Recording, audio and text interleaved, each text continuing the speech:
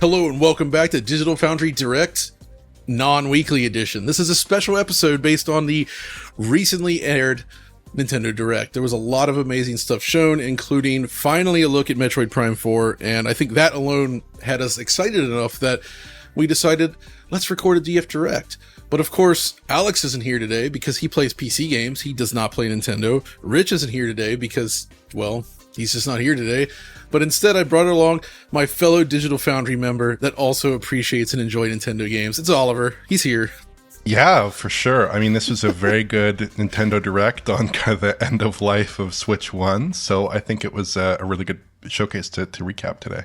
And I just want to say, when I really think about it, I feel like the Nintendo Switch has reached a point where I could say it's one of the best systems ever made. Just in terms of sheer library quality, the amount of support it's received from Nintendo and others, it's just an incredible machine. Like, the amount of longevity they've gotten out of this thing, it's possibly the most impressive thing I've ever seen. Like, even beyond like the PS2 years, this thing's been going on nearly, I mean, it's similar amount of time, it's maybe even a little bit 8 longer. years. 8 years. Yeah. And they're still announcing new first-party titles like this right up into the end. I think that's phenomenal. So yeah, people love to dunk on it for the low power, though I still think for a little handheld system, it's pretty darn awesome, especially for 2017, prior to 2017 era hardware. This thing punches above its weight, I would say, just in terms of what it can do in the right hands. And that's what brings us to our first topic. Obviously, headlining the show, actually coming at the end, is sort of a one more thing announcement. Metroid Prime 4, now known as Beyond, was finally shown in gameplay form in a beautiful fashion, I would say. Like, I really like the way they did this because it's just kind of we have one more thing to show you, enjoy, as they always do. And then you get that little bit of text on screen and instantly you're like, wait a minute, Cosmic Year, Galactic Federation. And it's like, this is Metroid. Let's do it. And then they basically showed, it wasn't an especially long trailer, but they did show sort of these snippets that kind of feel similar to the Perfect Dark trailer we saw at the Xbox show, where it's like little snippets of gameplay interspersed across a small chunk of level to give you an idea. It's like a flavor piece of what this game is going to be, what it looks like, and essentially to let people know that it exists. And I think the first question, Oliver, and I think both of us are in agreement on here, is, were we looking at Switch 2 footage? Or is this regular Switch? I'm going to say this is regular Switch footage. Yeah. So my answer to that question is I think it's pretty emphatically the original Switch that we're looking at. And I'll tell you why. So first of all, the game is presenting some obvious aliasing that you can see by eye. It looks a little bit sub-native, so that's typical for Switch games. I did a pixel count on some press shots that were distributed by Nintendo, and my counts came up at 900p on every shot with no anti-aliasing, which, if you recall, is the exact same setup that we saw with Metroid Prime Remastered back last year. So that's no DLSS, no super fancy AA, no like super sampling or anything like that. It doesn't look like that at all. It's very, very different, for instance, than what we saw with like the first Tears of the Kingdom trailer, which did have like kind of that super sampled look that I remember people at the time speculated that Tears of the Kingdom was potentially running on a Switch too. That obviously turned out not to be the case, but that was maybe not representative of the final game in terms of quality. Kind of secondly, this looks very, very reminiscent of what we saw from Metroid Prime Remastered, which obviously is a game that launched on the Switch and did look quite similar to this in a lot of respects, I think. So those are kind of my key reasons for thinking that this is on the original Switch. And I think that, yeah, this footage does look very much like it could run on an original Switch, and I would expect a little bit more from a Switch 2 release of the same game. I would agree. And I think what we're really seeing here is sort of Retro Studios magic when it comes to using the original Switch. I mean, they are a studio that has always focused on 60 frames per second. I'm not surprised it's targeting that. I think visuals of this caliber have existed on Switch, but in general, they're usually done at a lower frame rate. And it's really nice to see this running at 60. And yeah, I didn't look at the press shots, but I did pull out shots from the trailer itself. And yeah, 900p in all of these shots, not to mention slowdown.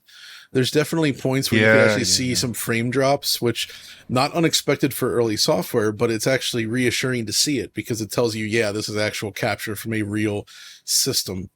So that is exciting. And I got to say, when looking at this art, and I believe some staff members that worked on Halo in the past were involved, but this resembles Halo 4 aesthetic, kind of, in a lot of ways. So, yeah. I like the Halo 4 aesthetic. Halo 4 is probably one of the best looking games on the Xbox 360. And if we're getting, it's not exactly the same And there's definitely some improvements. Plus, it's 60 FPS, but it definitely reminded me of it. You've got these internal sort of metallic environments, then contrasted against that scene at the end where the camera sweeps over a more lush foresty area with the water running across it. That looked very much like Halo 4's missions once you get off the ship.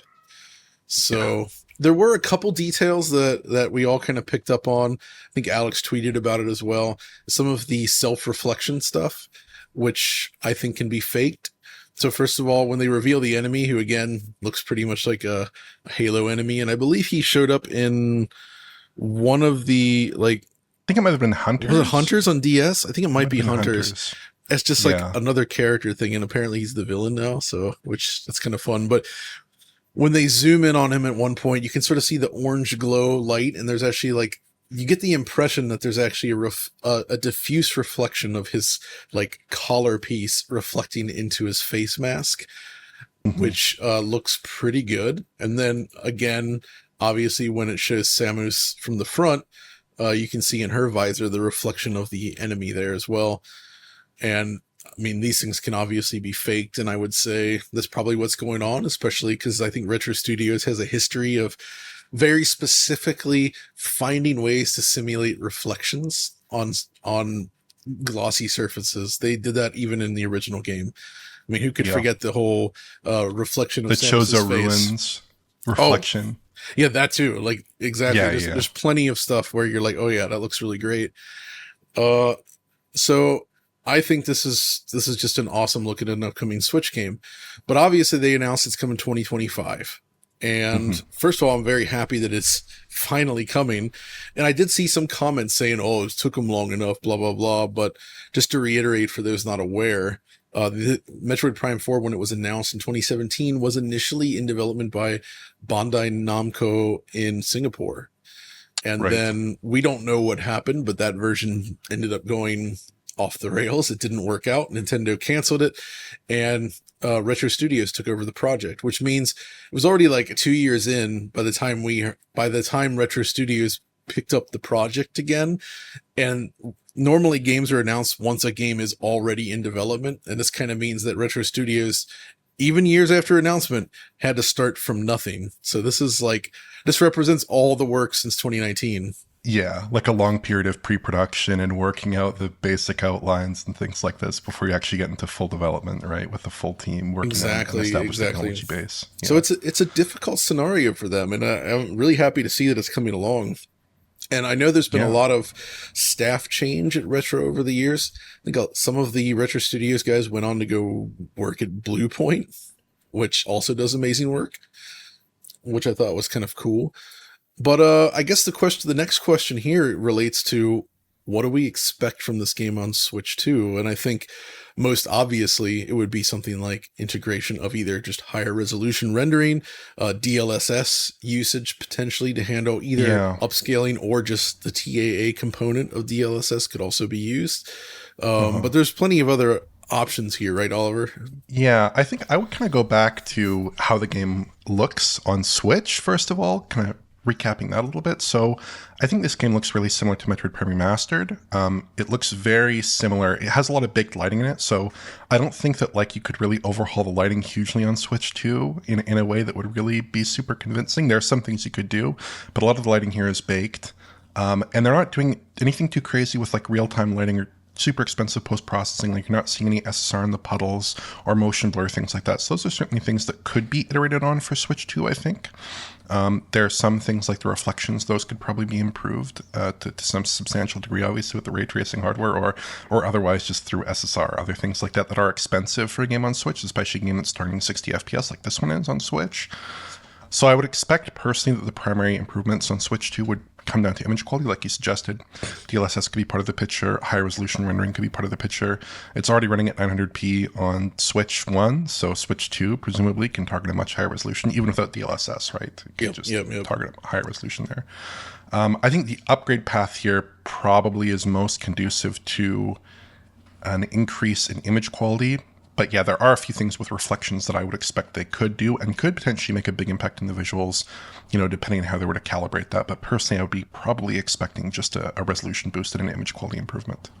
I would tend to agree. And The thing is, though, is when you say baked lighting, I think some people mischaracterize that as a bad thing. But I actually think that when done well, baked lighting is still extremely adequate for a lot of games. Like, yes, dynamic objects can sometimes stick out, depending on how it's set up. But I think really good baked lighting is still beautiful. And this is going to be a game where things like time of day systems and more dynamic elements aren't that important. And there are obviously some dynamic lights in this trailer, right? But the overall world lighting is clearly baked out.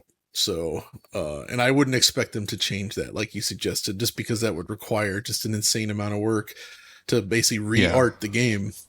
I think the key thing here too is that like Metroid Prime Remastered, for my money, is one of the very best looking titles on Switch. It runs at a flawless 60 FPS, looks fantastic, super clean, super sharp, got great materials, great lighting everywhere. So for that technical standard to be replicated, and I think I suggested that in my video last year, that they would actually probably incorporate a lot of that technology into Metroid Prime 4. That's not a bad thing at all. I think that's actually a very good thing for the quality of the game on the original Switch hardware.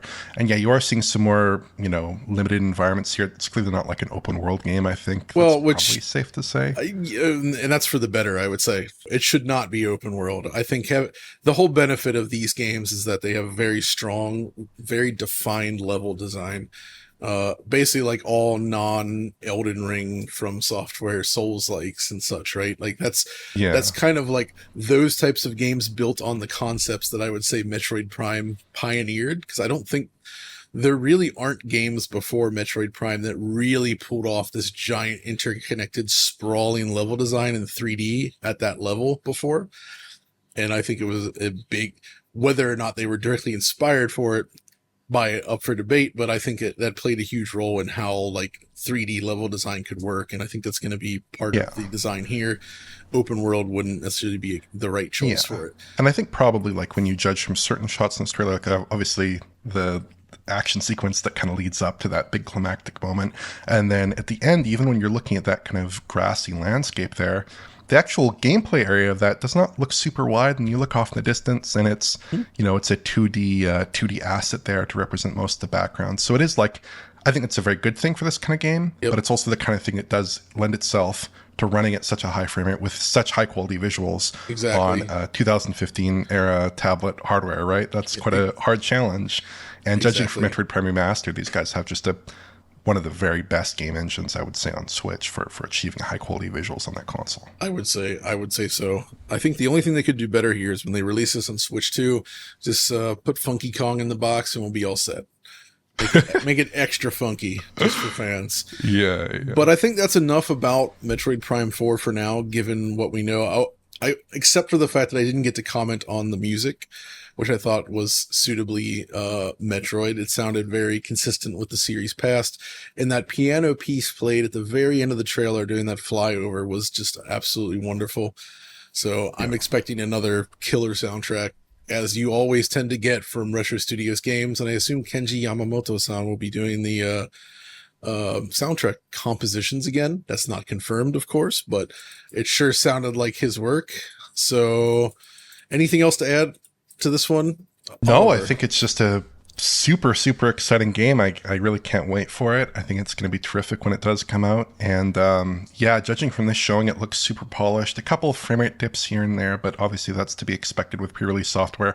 And this is by no means anywhere near the worst offender in this showcase in terms of frame rate dips and pre-release footage. I think it's a game to really be quite excited for. With that point laid out before us, then, Oliver, let us move on to the next topic, which is, of course, The Legend of Zelda Echoes of Wisdom, the official sequel to Zelda's Adventure for the CDI. Or maybe not. I don't know. It sure seems that way. This was a surprise announcement, one that I was very pleasantly surprised to see, because I do feel that this sort of overhead Zelda game is still my preferred take. I loved the Link's Awakening remake, and it would seem that they have taken that same technology and leveraged it to build a new game here. The developer of this game was not specified, but given its extreme similarities to the Link's Awakening remake, I'm going to guess that it's Grezzo again. It's likely Grezzo, and it's likely the same engine. Yeah, I did a bit of digging on this, and in 2021, Grezzo was looking for some graphics programmers, I think people, and UI designers, I think, to work in a new game, some developers to work in a new game. And it was described as running on Unity, medieval, and stylish, but not photorealistic. So I think that's It's gotta be pretty it. much dead on for this one. And yeah, the tech base is presumably quite similar to the way that Link's Awakening was developed. It looks almost identical, from like the chibi characters, the tilt focus look, to the reliance on like shadow maps and stuff like that. The resemblance is almost one to one. Initially, I kind of thought like, oh, maybe this is another remake actually, Right. because it just looks so similar to that design. And yeah, I would certainly expect that it might carry over some of the other technical aspects of the game that aren't so positive, but maybe you can get to that. And it makes sense then they already have experience with this technology to then leverage that in a new game. And I think that's what we're seeing here, of course. Although I have to admit, there's the shot during the initial part of the reveal when Zelda ends up outside and then she walks to the edge of the cliff. They kind of show the entire world out before you, and then it shows the title card.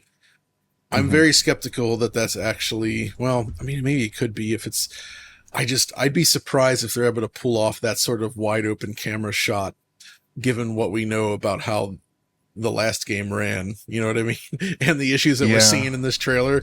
We didn't see that in Link's Awakening at all. From my recollection. No. They never showed the entire world like that. Which, by the way, this map is a close match for A Link to the Past this time. Which, by the way, also means that there's now slopes and angles. Because if you remember, Link's Awakening being a Game Boy game with limited screen real estate, they used completely 90-degree angle tiles everywhere. I think they could have done slopes, but it just takes up too much space on that very low-res screen. So they kind of settled on that blocky design. I think that is obviously gone here, so it's a little bit more open-ended. But I guess the big conceit here is that you play as Zelda this time, so it doesn't have the normal Link-based combat. It seems to be more of a puzzle game this time, through the lens of the Legend of Zelda, which is interesting. But first, I guess the elephant in the room, at least from a Digital Foundry perspective, is really the performance woes. Because notoriously, Link's Awakening Remake, I actually thought it was moderately okay a lot of the time, but that overworld would often struggle to run well.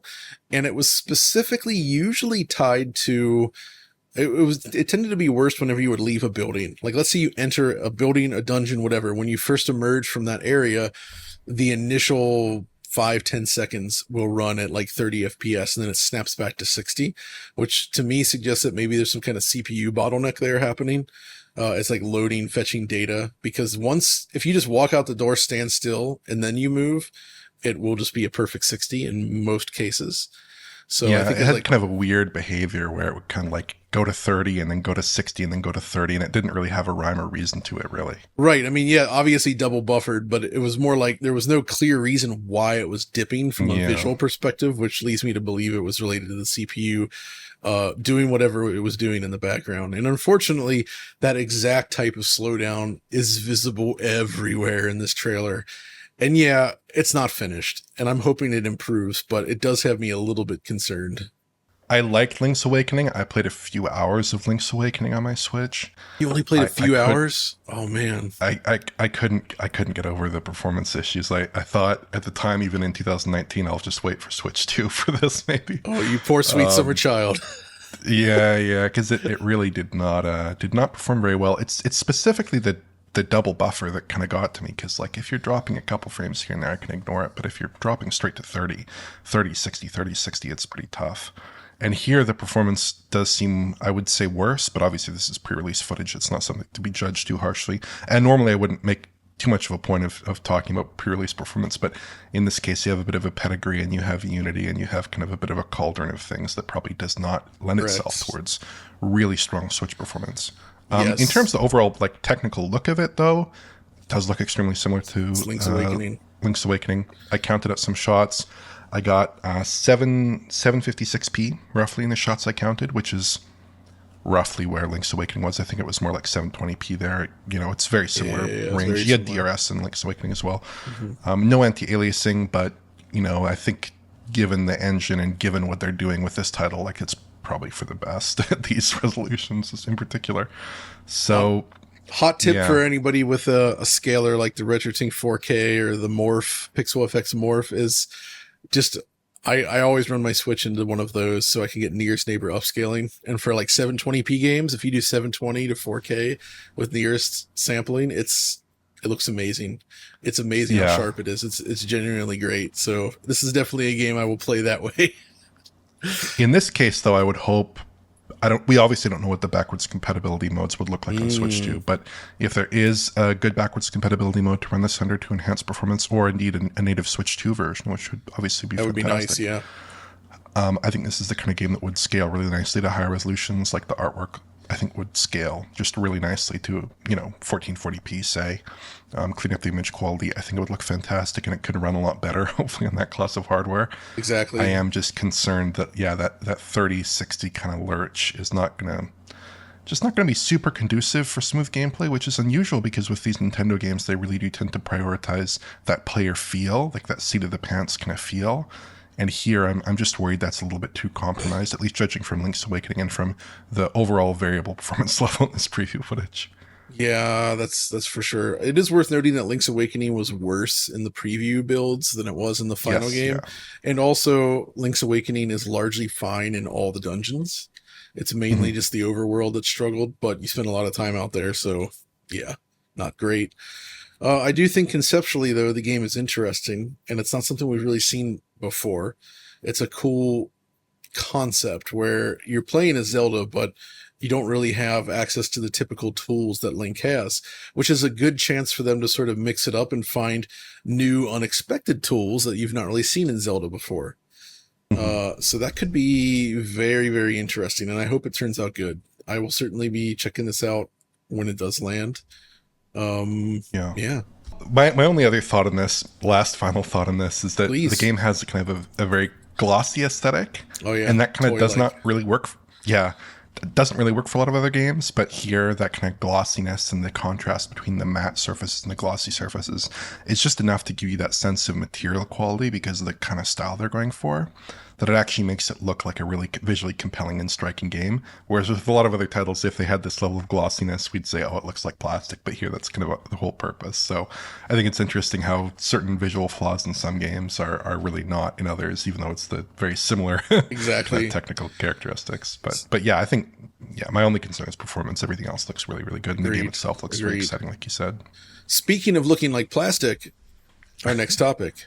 It's Lego Horizon Adventures, which absolutely looks like plastic, which is one of its strengths. It's glossy, it's plasticky, and it works. This is our first look at the recently announced Lego Horizon Adventures, which is a Lego adaptation of the Horizon games from Sony here. And we thought it looked pretty good when it was revealed on PlayStation 5 because unlike the Traveler's Tales games, this does actually fully embrace the Lego aesthetic with the entire world now being built up of such Lego bricks. But that game was an Unreal Engine 5 game that takes advantage of things such as Lumen, which obviously the Switch would not be capable of in any sort of reasonable fashion, I would say. And thus, when it was announced that it was coming to Switch, we were waiting to see exactly this footage. And I think the result is a lot more impressive and visually striking than any of us realistically expected, wouldn't you say? The overall visual impression of it, I'd say, is that it actually does look quite similar. It's just less polished in a lot of respects, right? So if you look at just starting out kind of with the lighting, right? You look at the reflections. And here, you don't have that SDF reflection of the world underneath the SSR like you do with Lumen. I think they're probably looking at software Lumen in the PS5 version. Here, you just have SSR, so you get obvious SSR occlusion to the side of the screen, and anything that's off screen, right, not represented in screen space, is just not going to show reflective detail, right, in the reflections. But I think it's still a win for the Switch because SSR is still showing you most of the reflective detail in the scene. It's quite surprising. That's usually the first thing they drop in these Switch ports too. Yeah, it's not too common on Switch. And the results actually look pretty good. I agree. So the next thing is the shadows. So you're losing the pin sharp VSMs and then a soft penumbra as the shadows become more distant from their casting object. but in their place, it looks like we're getting conventional shadow maps, and they have a kind of clear cascade line roughly in the middle of the screen, about the 2/3 line. But I think the results look pretty fine here, and the isometric perspective probably gives them a bit more maybe freedom to have a little bit higher quality in the shadow maps, and doesn't have them, they're not shimmering around too much. They're cleaned up pretty nicely. Agreed. So that looks pretty good. And then the last area where I think we're seeing major concessions, like really big concessions, would come down to the way the game is indirectly lit. So we're not getting Lume GI here. It makes the game look a lot flatter in shadowed regions. In the few shots where we can get kind of a sort of direct comparison, the PS5 has a lot more lighting detail in areas where there's like a lot of occluding geometry to it. And there's a really nice gradient and a really nice fall off to the lighting in shadowed regions on PS5, whereas the Switch version is more like a binary, like it's in shadow or it's not, and it kind of looks similar. It looks like there's some AO in there, but it's not doing a great job. So those are kind of the big like 3 food groups of Switch downgrades here. Food groups. there are other downgrades that we can get to, but like the overall visual impression is just less polished. Like it's not like that super high quality material response everywhere that you see on PS5. But it does look really good for the Switch. When you look at a game like Lego Builders Journey on Switch, which came out in 2021, that game did not have, I don't think it had AO, I don't think it had SSR. It was a lot more basic on Switch. So here we're seeing a game that is actually substantively a fairly similar looking game, even though the concessions are very obvious, I would say. Exactly. And Builder's Journey was Unity, I believe, and this is obviously Unreal Engine. I would say with all those points that you made, the main difference for the consumer is just that I feel like the PlayStation 5 version genuinely, it begins to look like you're actually looking at real bricks, like tangible plastic Lego blocks being filmed almost. You know what I mean? Like it has like this little, it's very close to this like realism. That's very, very impressive. The Switch version looks more like a traditional Lego game. Although obviously, again, Legos make up the entirety of the background, so it's still a little bit different, but it looks more game-like. But it's still largely very attractive. Obviously 30 frames per second as well, which is unsurprising. But it turned out, I think, better than I would have ever expected, to be honest. It's impressive how well this game scales, even down to all those little Lego details, the little bricks that make up the world. They're all pretty much preserved, right? Like that stuff's all like modeled out geometry, and it's like surprisingly rounded and very smooth. And the Switch version actually seems to retain that. So I'm impressed. I'm really impressed with how good this looks. Yeah. Obviously, they're not using nanite here. No. The models that we are seeing do look sufficiently dense, such that at the resolution that this footage is presumably being rendered at, I'm not actually seeing a gigantic difference in terms of the like legibility and in terms of that roundedness that you get to the fine materials. Agreed. Whereas, I'm sure at a high resolution we would see that exposed a little bit more. But here it actually looks pretty good. And also like there are some other tweaks I noticed to the post-processing. So for instance, there's no bokeh depth of field. The PS5 version uses that quite extensively. Right. Both in cutscenes where its use is obvious and also in gameplay. So like I noticed a section in a cauldron where there's pure black in both games off screen, but the PS5 version kind of blurs it out in a kind of tilt shift way such that you don't really notice the fact that it's fading into pure black, where on Switch it looks a lot more stark. So there are elements of the visual presentation that I would expect are kind of designed for the higher end experience on PC and PS5. Won't scale quite as well to Switch, but for the most part, this seems like a very capable translation of a game like this to Switch. A lot better than I expected it to look. And I'm genuinely impressed with what they've managed to achieve here, especially relative to like, I know the Lego Star Wars games, the 2022 one, I can't remember what it was called, but like the trilogy Lego Star Wars game did not run so well on Switch. Obviously, Builder's Journey was a little bit downgraded on Switch relative to this as well. So this is just really impressive, I think, what they're able to scale onto a system that's obviously just not capable of running UE5 in the way that we would expect normally. Man, that just got me thinking, like there's been so many Lego Star Wars games over the year that I feel like we might actually have a trilogy of Lego Star Wars trilogy games at this point. I have to double check that because it sure feels like it. There's a lot, man. Yeah. But hey, we'll check this out when it hits. It says it's coming later this year.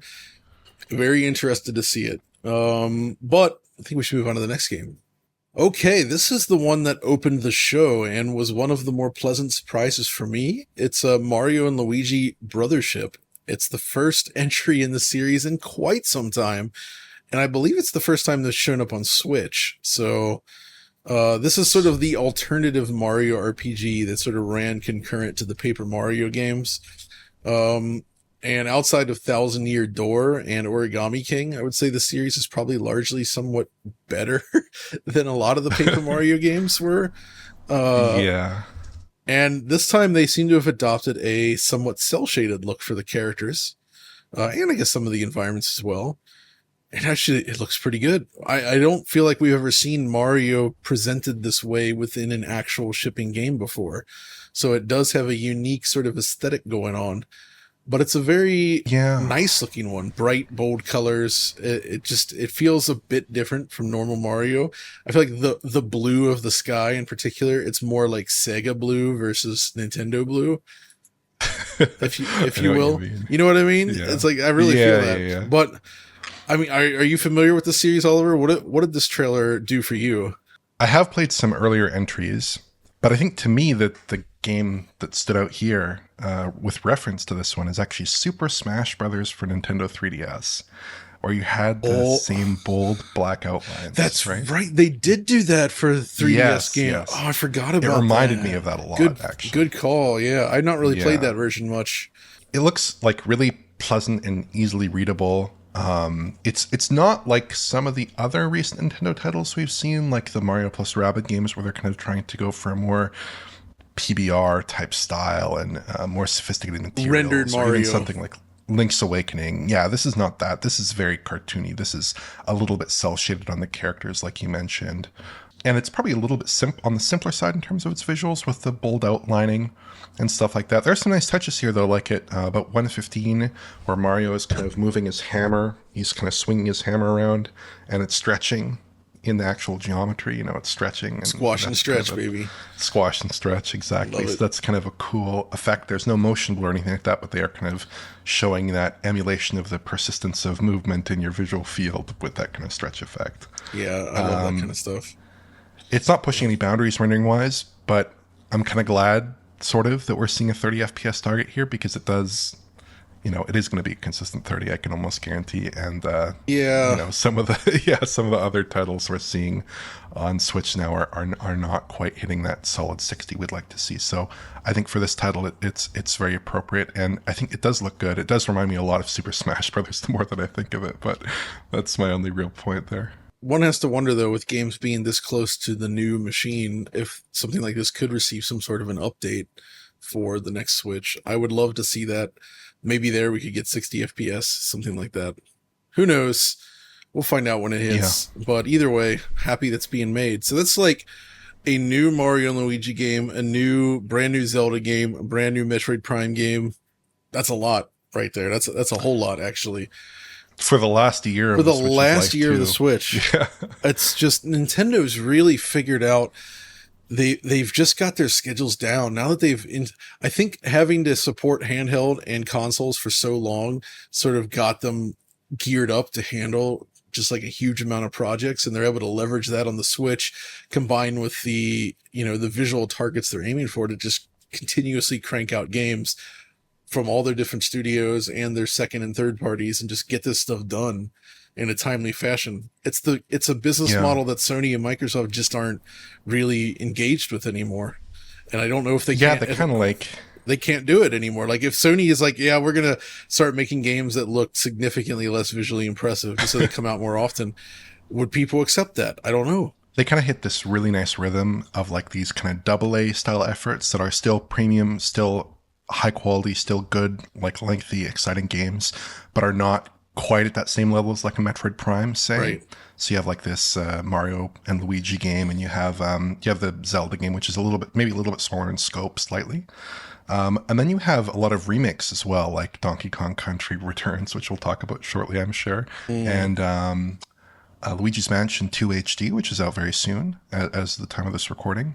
So you have them kind of mixing in, like just filling up that schedule and pacing everything out. So like every month or two, there's a big new release, something exciting to look at. And that's something that Nintendo has done really well throughout the Switch's entire life cycle. And that isn't fading at all as they move into like this cross-gen or next-gen era of Switch development, which we're going to see presumably come about in the next year or so. It's going to be tough, though. I hope they can pull this off and they don't get... I would be happy enough if Switch 2's titles were targeting sort of like an evolution of this sort of look, but just higher fidelity in terms of image quality and frame rate, as opposed to like having to massively evolve their production pipelines to meet the demands of a more powerful machine. Because it's just not sustainable. Like, you can have a few projects like that, and I would say their large scale Zelda games are kind of in that space now, where they do take a while to make, but they have enough other stuff in the pipeline that they can kind of keep the ball rolling. And if they're confident enough that they can launch all this stuff still on the original Switch and still have enough software for the new machine, that's nuts. So I'm impressed. But we still have some more games to talk about, Oliver. So let's move on to the next one. I believe the thing that Oliver couldn't stop talking about yesterday, he was just all over Slack, just going on it over and over and over again. We had to put it in here. It's Funko Fusion with the Funko Pops. I know you're a regular shopper of GameStop, where you buy up entire lots of Funko Pops. Oliver, what do you think about this game? Yeah, I have no particular interest or comment in this game. Yeah, it's something, all right. It's something for sure. I'll tell you what I like. Yeah. They showed a shelf with all the little Funkos in it, and they were moving, and it made it look like they were all prisoners within the Funko Pop box. So, like, please let me out. I hate this. Is the impression I got, which is how I feel about this game too. Which is why we're going to not talk about it any further and instead move on to the Nintendo Switch Online stuff very briefly. Because they revealed some more stuff for the Nintendo Switch Online store, including, comically, the mature version of the app, housing games such as Turok Dinosaur Hunter and Perfect Dark, the original Perfect Dark. So both Xbox and Nintendo had Perfect Dark in their shows, it would seem. Also, the Japanese one showed Legend of Zelda Kamigami no Triforce, which is Link to the Past, Four Swords, and Metroid Zero Mission, along with Perfect Dark. So, not too much to say there. It's just they're continuing to keep stuff rolling. I am curious to look at Perfect Dark to see where the state of emulation is for that. Because you remember GoldenEye shipped on the Switch, and it was kind of subpar. Yeah. I still think that 360 version is the one that you're really going to want to be after if you're into Perfect Dark, at least locally. Yes, I would agree. The Xbox 360 1080p 60 pseudo remake of Perfect Dark is genuinely stunning, and it is. I think it's still available. You can get it in Rare Replay. It's pretty easily accessible. It runs fine on modern Xbox consoles. I think that's really, really awesome. So yeah, I mean, that stuff's kind of interesting as well. But I mean, any other thoughts on the NSO, the state of it right now? So I was looking forward to some of these GBA releases, Metroid Zero Mission, and the full title I think is The Legend of Zelda: A Link to the Past and Four Swords. the GBA re-release of Link to the Past with the Four Swords component, and I have some minor complaints. So I'm not a huge fan of the way that the NSO GBA service handles the screen, because on a super laggy GBA screen, you can pull off a lot of effects that just don't scale well to modern screens. So they, very frequently to achieve transparency, they're like flashing black off for shadows and things like that, which is all over the place if you look at this Four Swords footage that they released. And indeed, Four Swords, as I tested out myself a few hours ago, they're just constantly flashing on and off for the shadows. And it looks really quite bad, I would say. Yeah. They should be doing some kind of interframe blending like you get in RetroArch. Or like the Analog Pocket does that as well. Yes. Actually, they do it for some games, like with F-Zero on the GBA. The map is that kind of green transparent map, and they do have some interframe blending there, but they don't have it for Four Swords, which I'm a little bit confused by, because for Four Swords, it's odd. It's the same kind of problem, right, where you have this constant effect that really looks good on an actual GBA, doesn't look good on any modern display that's actually like a high quality display. So yeah, I do have some concerns there. It's also a little bit of an issue in Metroid Zero Mission, less so. It's for specific effects right there. It's not for everything. It's not an omnipresent problem. But those are just some little things I'd like to see them cleaned up, because GBA is not the most complex system to emulate, and normally I wouldn't, they don't need to throw in any kind of fancy screen filters, but just like more competent and careful interframe blending for some of this stuff would really be appreciated, because this is not how Four Swords is supposed to look, I think. Yeah, I need to look at the colors as well. I wonder how close they are, because one of the problems with GBA games is they were often designed with very garish, overly bright colors specifically to support playback on the non-backlit screens. And then, emulators, things like the Analog Pocket, they all have modes designed to simulate those less vibrant screens, and it creates a much more accurate color depth. And when just emulating these games raw, they often look garish. It doesn't look too bad though in this footage. So I haven't experimented with this, so I'm not really sure. They might actually be doing some color correction. Either way though, on the Turok side, I immediately noticed some bad emulation issues. Like in that the shot right at the title screen, you see there is some weirdness with the textures on real hardware as well, but you actually see sort of like crazy Z fighting happening. Also, again, they're not simulating the proper tri-point texture filtering. Instead just doing the normal 4-point texture filtering that modern hardware does. It is possible to simulate that in a shader, as we've seen from Night Dive. Of course, they would do it. I actually think this emulation does a disservice to the image quality as well, because it runs at 640 by 480, or I guess it's more HD than that even. They basically increase the res, but there's no anti-aliasing. And on real N64 hardware, there is actual, honest to goodness, anti-aliasing. And if you turn off the VI it would look blur, soft and blurry, but not necessarily. If you turn off the VI blur feature on a real 64 and just use the anti-aliasing, it actually produces a really clean image that looks almost super sampled. It's super nice looking, and most emulators just don't recreate that at all. And I'm not surprised, but it's still, I feel like you lose a certain cohesion that the real hardware has that this emulation doesn't. So I genuinely think the N64 emulation is kind of a bust on Switch. Like, it's serviceable, but that's it. It ain't great. Yeah.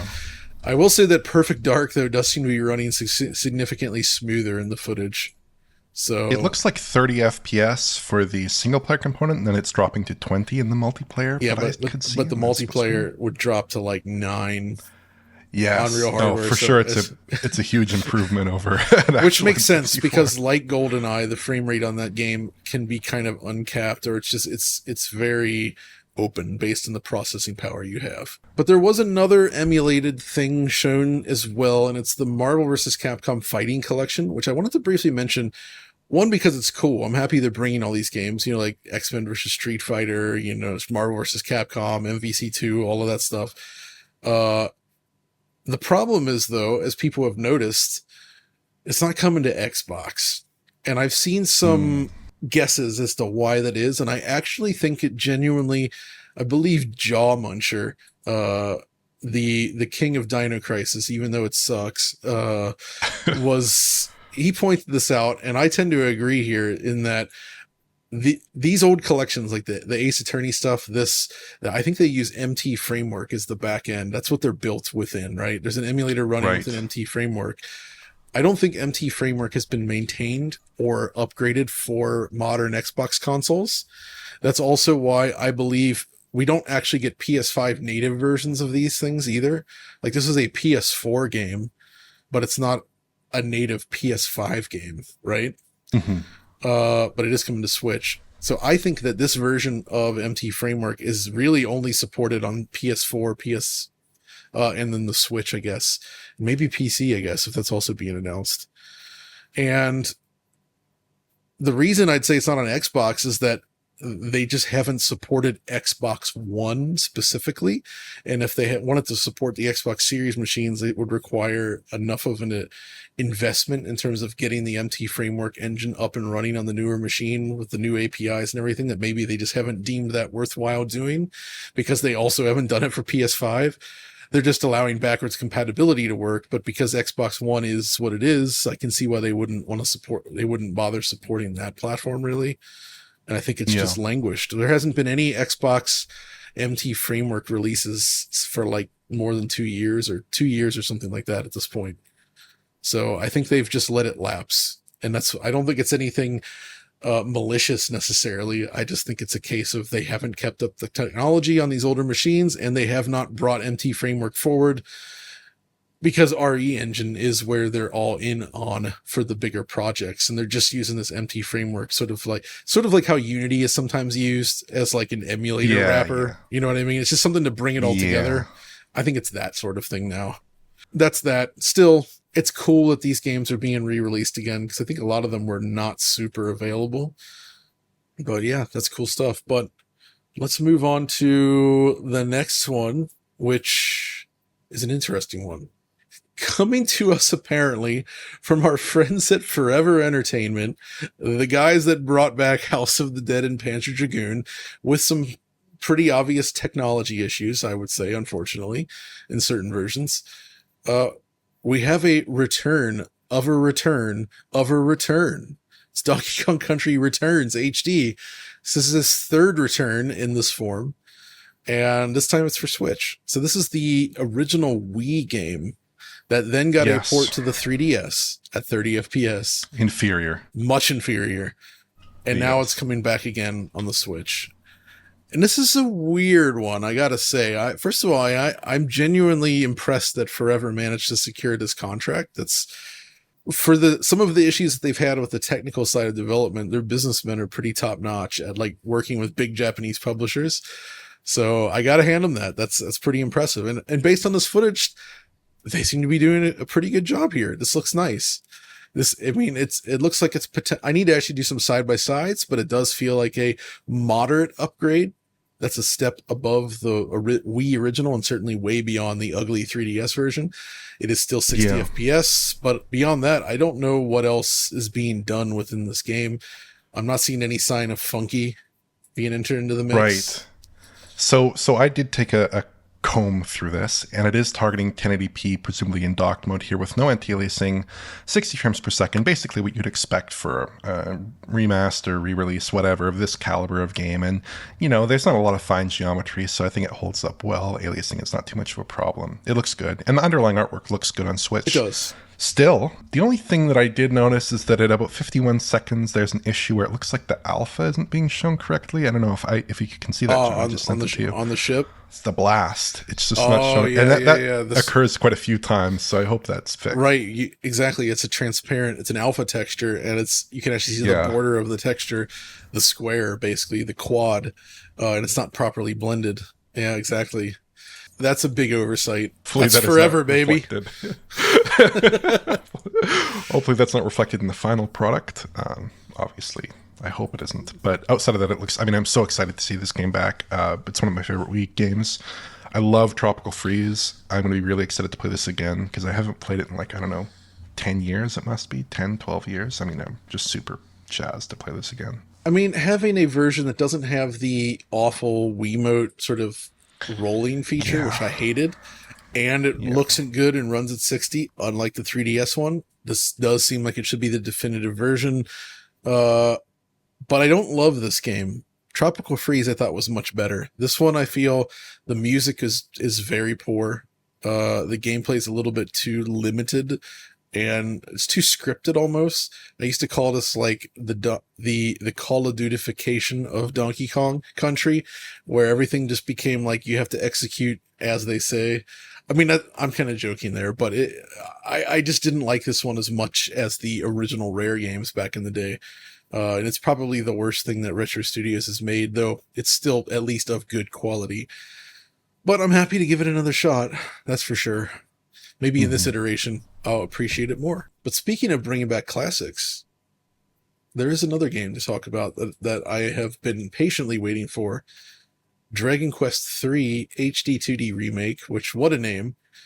And, as we kind of hoped, they're going to complete the trilogy there by including Dragon Quest 1 and 2 as well. Well, not including, it seems to be a separate thing, but they announced that along the way. And that I thought that was really well done, actually, because at first I was thinking, oh, it's just going to be Dragon Quest 3 as they originally announced, but then they're like, experience the complete Erdrick trilogy, and they pull the artwork back. It's like, yeah, you're also getting Dragon Quest 1 and 2 remade. And I don't know about you, man, but I kind of was feeling like, okay, HD 2D, it's cool. It's a little played out now. Where I was going after some of the recent stuff. But I got to say, this one looks freaking great. I think this is probably the best attempt at that HD 2D style I've seen to date. And it's genuinely a stunning way to bring back these kind of older pixel arty style games in a completely new way. It's absolutely gorgeous. And not only that, this is just the Switch version. This is coming to other platforms where I presume they'll run at 60. Right. And with better image quality too, hopefully. Yeah, exactly. I'm like you. I'm not a huge fan of the HD 2D style, at least after, like, I think initially with Octopath Traveler, when they were showing that off as like the untitled whatever game, cool. When Square was showing that off, it was very cool. But it kind of has like this kind of burnt umber kind of color and character to it that I'm not actually seeing in this title. Nope. So I think that's a big positive. They're not too afraid to explore the color palette. Star Ocean, the second story R, which I also am a big fan of, also kind of did not have that. They went for more of a pre-rendered background look for the environments with sprite characters, but it's similar. And this is also a much brighter, more colorful, vibrant game compared to the Octopath titles. So not much more to say about that other than I definitely want to check that out. I am eager to play it. Because I don't actually have that much of a history with the older original DQ games. I came on later, stuff like DQ5 and beyond. So I'm eager to actually give this original trilogy a proper shot in this form. So very, very, very cool. And I assume that they will continue to be working on whatever's next for the mainline DQ game, but I suspect it'll be quite some time before we see that. So there's just a few more things to talk about here in the show.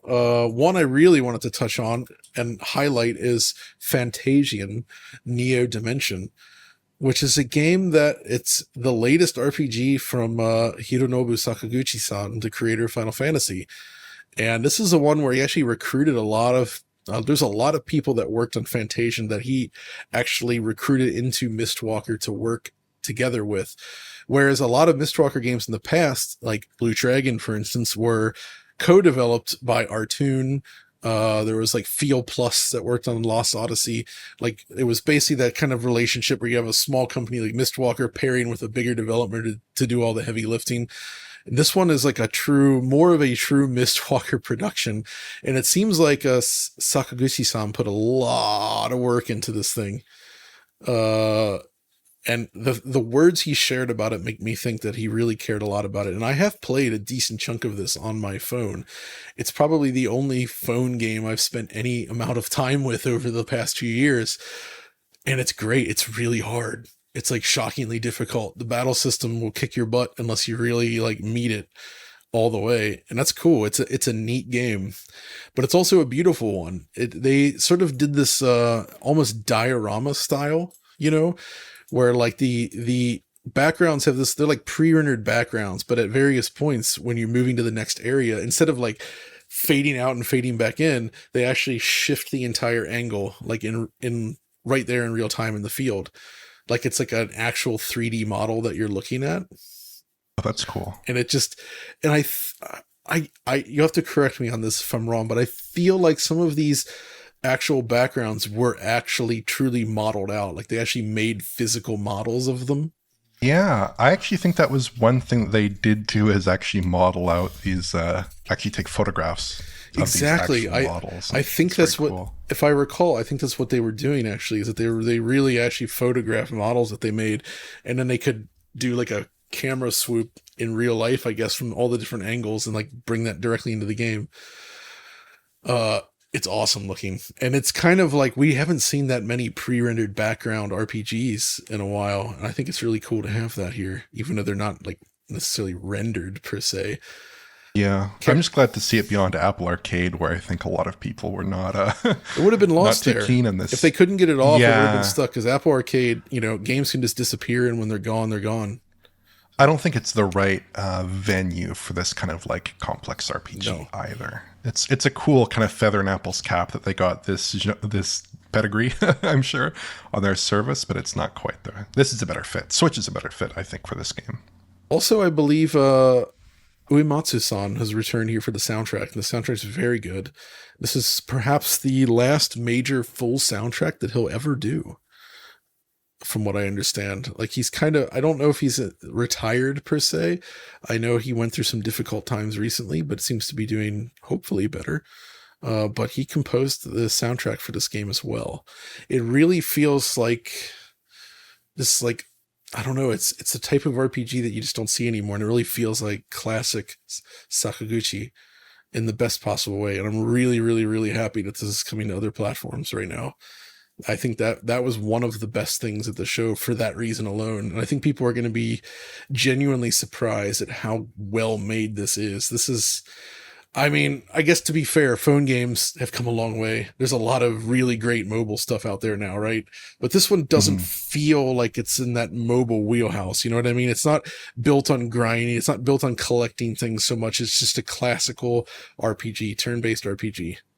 Okay, so we're going to quickly burn through a few more things here just because we're running low on time for this specific episode.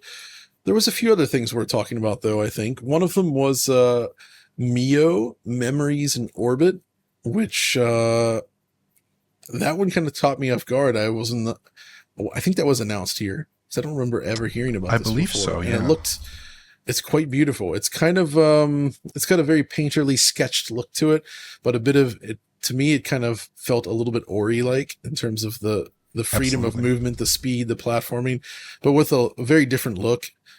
It almost channeled something like El Shaddai in a way, but with its, that's you know what I mean? With that sort of like rough, sketchy, cell shaded look and color. I'm interested in that. I don't know anything to say about that. Yeah, it kind of looks like El Shaddai and Ori and Valkyria Chronicles. Oh yeah, with the sketchy line thing. Exactly. Yeah, it looks really cool. I think the animation is probably the highlight of this one, just in terms of how flowing it is and how the particle effects are rendered and all that stuff. Just looks really strong here, and I'm excited to see what this comes out in the final proof here. But just looks really cool. I'd love to see more of this game for sure. Okay, and then another one that was shown off here is from the director and scenario designer of the Danganronpa series. And this one was the 100-line Last Defense Academy, which looks to be kind of a strategy RPG-ish sort of game. Yes. It's hard to gather that much from it, but it definitely seems that there's the visual novel-like dialogue scenes, there's battle scenes, cutscenes.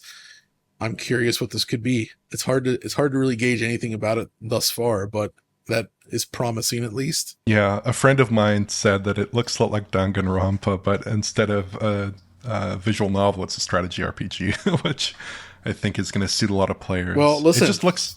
This has existed before. When you combine visual novel with strategy RPG, you get Sakura Taisen for the Sega Saturn. That's exactly what that series was about, and it was awesome. So maybe this is like a new Sakura Taisen style game, but with the Danganronpa sort of design to it. So curious to see it. Yeah. By the way, as we're clicking through all this, I'm rewatching some of these trailers, and I noticed once again, and Rich complained about this last week, a lot of other sites are posting versions of these trailers on their own channels, and it's almost always significantly worse quality than the official one, and it's really frustrating. You click on one, you're like, oh, the video quality's bad. You just hit back and then go to the good one. But yeah, that really bothers me for some reason. I know Nintendo would never do this because it would mislead their customers and it would create controversy. But if they were to upload these in 4K, I'd really appreciate it. I mean, they could to get that higher bit rate. They could and they should, even if it doesn't. Yeah. I understand, but like, I'm working on a Switch video right now, and I'm going to do it in 4K just to get the crispest quality out of it, because you do get better bandwidth. You got to game YouTube like that. Yeah. Unfortunately, you have to do it.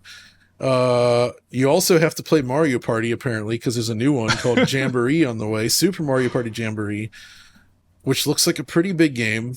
I hadn't played Mario Party in years until recently, when I did play the recent Switch one, Super Mario Party, which a lot of people didn't seem to like, but I played it with my son and one of his friends, and I actually had a good time again.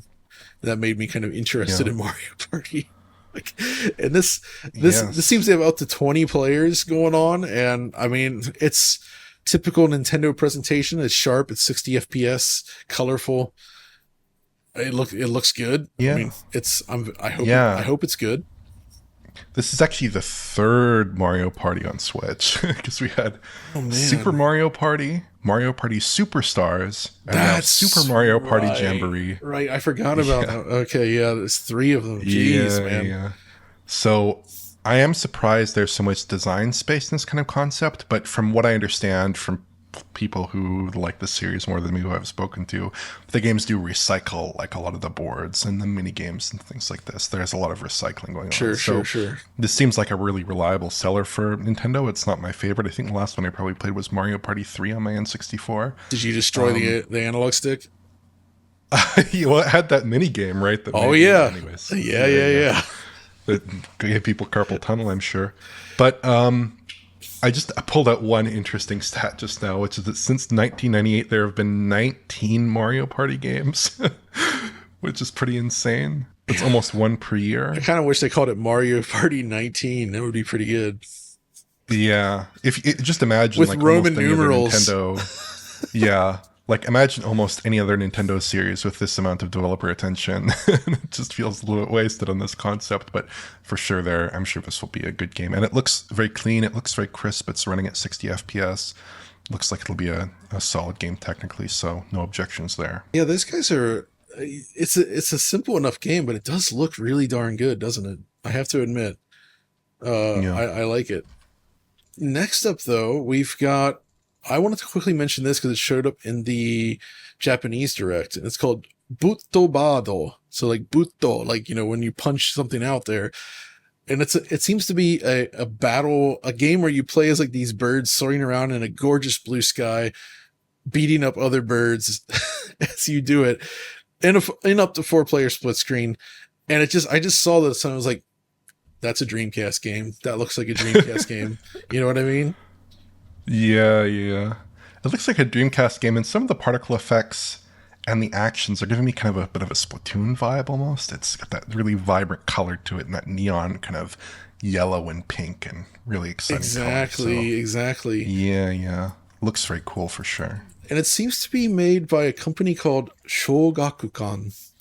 And that seems to be more of like they dabble in manga and other stuff, I guess. So I don't really know that much about who's doing this, why it is. It does seem to use the Mii's in there, which is really interesting. Yeah. Like it looks like a fairly simple little game, but like the aesthetic, the sky, the colors, I don't know, it kind of stuck out. So I'm very curious to see what that's about.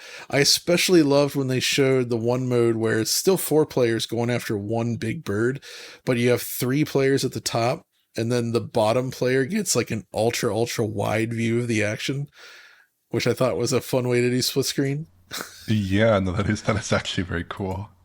And it's only 990 yen, so yeah, I have to check that out. I guess the only other thing to really mention at all, if you have something to say about it, is there was the Ace Attorney Investigations release, which is another Capcom likely MT framework based sort of collection area.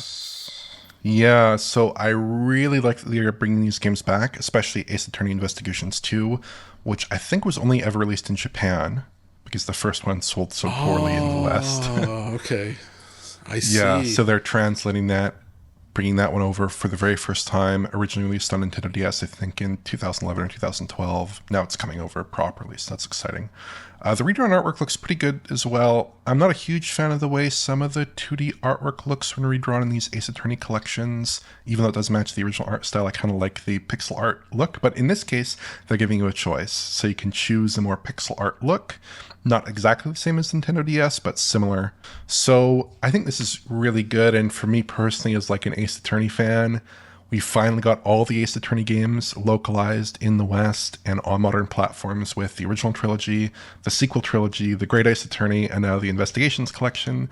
So the only thing left is a new Ace Attorney game, presumably, hopefully, at some point in the near future. But yeah, it's an exciting thing that they're actually bringing Ace Attorney Investigations 2 to the West. That's the big development here, because before you had to rely on like fan translations, and those are always of somewhat questionable quality, especially when you're dealing with these really dense scripts with a lot of local references and things like that. You really need a very strong localization team to carry that off.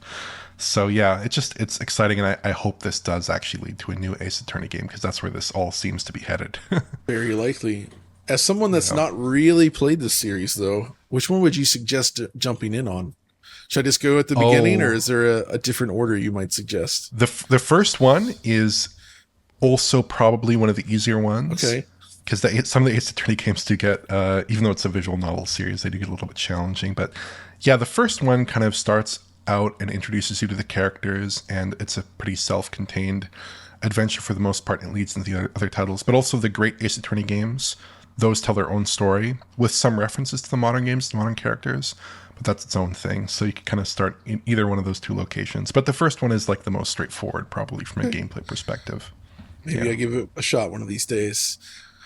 But I think that's going to do it for everything on this show. There was probably a few things that we missed, but I feel like by and large, we covered everything that we're most interested in. And yeah, it was pretty good. So this was a good year in terms of reveals. Like it didn't quite have the magic of an E3, but there was still enough good stuff shown. It was nice to have both a strong Nintendo and a strong Microsoft show. I feel like Sony was kind of the odd one out here this year. Other than Astrobot, which looks stunning, Yes. and I can't wait for it. Their showing was definitely a bit on the weak side comparatively. But if we had to grade the Nintendo Direct on a scale of 0 to 10, where would this fall for you? By Nintendo Direct standards, and by the standards of I was not expecting a whole lot, Yeah. I'd give it an 8, because there's a lot of really high quality stuff here. In typical Nintendo fashion, there's like some mid-grade stuff, some really exciting stuff like the Metroid Prime, some remasters, some remakes. It's all a really nice schedule that's filled out for the next, 8 months or so, Nintendo has shown us. And there's a lot of third-party stuff that looks really cool as well. So I think there's a lot to be excited from this showcase, even though Nintendo does not tend to show off a lot of like really high budget AAA stuff that always tends to show up in the other showcases more. And the Switch is not really a platform for those kinds of titles as much. But what they did show off was exciting, and they showed off a really good variety of software, I think. I would agree. I would also give it an 8 for that very reason, only reserving 9s and 10s for like the absolute, just like the most insane ones that likely don't really happen anymore. But I gotta save it just in case. But this was a very good showing. A lot of stuff I did not expect. I think people were like, oh yeah, maybe we'll finally get that Wind Waker and Twilight Princess HD re-release again. Yeah. And then it's like, nope, here's a brand new Zelda game instead. I'll take it. I'll take it. I think the new Zelda game is definitely preferable, but I also think with Nintendo, there probably is a bit of game playing here. It's only a matter where they of time. have these. Yeah, they have these titles. Who knows what state they're in? Maybe they're actually, they're rumors that they're fully developed. I bet they're done. Yeah, but they have certain release timings and certain release windows where they want to fill a spot, and they'll put out the Legend of Zelda Wind Waker HD or the Legend of Zelda Twilight Princess HD, or who knows, Xenoblade Chronicles X is another game people are excited for, want to see come back. That's never coming. On the Wii U. I'm putting my money on it. Well, maybe never getting a Switch. Yeah. Yeah. It's over. It's Perhaps too late. not. It's too late. Yeah. But that's kind of how Nintendo tends to operate. So I was hoping for a re-release of Donkey Kong Country Returns for quite a while, and they're doing that all of a sudden. But in January 2025, they're really padding up their schedule like that. So there's really, that's just how Nintendo tends to operate. The one caveat for Switch 2, though, the more I think about it, is like they had so much to pull from for the Wii U. Since the Wii U was a failure, it was easy enough to bring games over to Switch. But they've run the gamut. There's not much left. I mean, other than Xenoblade Chronicles Cross or X or whatever it is, I feel like they've managed to bring over just about everything else at this point. Mm-hmm. So, yeah, I think in terms of my own expectations for Switch 2, I think we're probably going to see an announcement at some point this year, and then some kind of unveiling of the software at some point early next year before they launch the console. And I'd probably expect a pretty busy first year, but yeah, it does seem like a situation where maybe they'll have one or two big heavy hitters, They'll probably have some cross-gen, although Nintendo doesn't tend to do cross-gen, but this time around it kind of seems like the easiest cross-gen for them to do, Yep. you know? So I'd expect, like, probably, I mean, maybe it'll look a lot similar to, like, what we see from a typical Switch year, which is you tend to see a mix of these kinds of different classes of titles, maybe one or two really big heavy hitters. Obviously, we know Metroid Prime is scheduled for 2025. That could come. Maybe there's going to be another big heavy hitter for launch or something around that period. Time for some 4K remasters. and then yeah, some, like, I don't know, who knows, Breath of the Wild or various game enhancements. I'm sure people will go nuts for just like simple patches or Switch 2 versions, or however they end up doing that kind of remastering of their Switch catalog, which could be quite fruitful if they end up, you know, producing 1440p or 4K versions of some of these older titles. I'm sure people will be very interested in that. So yeah, I'm kind of trying to look at the glass half full, but for sure they don't have that super strong, super deep library of existing software like they had with Wii U that very few people were exposed to outside of the Nintendo faithful, right? That got to go from a console that sold, I think, like 12 million or 14 million units, very few, to a console that sold 140 million units and counting, right? It's a very different situation, and it's a very different caliber and size of audience on that platform, right, to show those games to. Watch them launch with Mario Kart 8 Super Deluxe or something like that. You know, here's every track in Mario Kart 8 on one cartridge. And, oh wait, I'd actually be down for that. I would like to. I don't know what they can do for Mario Kart 9. Really, like it's a tough one, but I hope they come up with something, because I would like to see more actual brand new, from the ground up Mario Kart stuff. I think I could leave Smash though. You know, I would be happy if they, I think they'll probably make a new one, but I would be happy if they just never made another Smash Brothers game. I just don't feel it's necessary at this point, unless they have something radically different to offer. Yeah, I think they do need to put out a Smash, just by virtue of the fact that it probably sells a gazillion copies. I'm sure. For Mario Kart, yeah, I mean, it's been just over 10 years since the last major Mario Kart game. That's a long, long time. And the last Mario Kart game, I mean, we didn't even really get a Switch exclusive Mario Kart because we had just the Wii U game refreshed and then revitalized with 48 extra tracks thanks to the booster course. One more frame per second. And not running at 59 FPS, thankfully, which is an extremely annoying issue on the Wii U. It really was, so, yeah, I'd expect, like, probably, you know, pick a name out of a hat. Maybe it's a Mario, maybe it's a Mario Kart, maybe it's a, who knows, F-Zero. I'd love another F-Zero. That's not going to happen, but I'd love another F-Zero. I'm predicting a new Mario game at launch, and then I suspect Metroid Prime will be like a later 2025 game. That would make a lot of sense. And that would look a lot like the Switch's lineup, right, where you had Breath of the Wild on day one, and then you had big game later, Mario Odyssey. Right. I think Metroid would not be a great launch title in retrospect, because the Japanese market is still very important to Nintendo, and FPS, even if it's great, it just doesn't do it for the Japanese audience to the same degree. Yes. And I even have a good friend of mine who gets motion sick from it. He's never been able to enjoy Metroid Prime, and I cry for them every day because they missed out on one of the greatest things ever. But still, yeah. I do hope at least that they can find a larger market than usual for Metroid with Metroid Prime 4, but we'll have to wait and see. But that's going to do it for this one. So thanks for joining me here, Oliver. Likewise, it was fun. And I'm glad we could talk about it, because there was definitely some excitement. But I think this is pretty much it. This is it for the early summer games explosion that happens every year. We've seen all the reveals, and now it's just time to wait for stuff to start showing up so we can talk about it on the channel in full. And I look forward to those days when they arrive. But that's going to do it from us. So thanks for watching.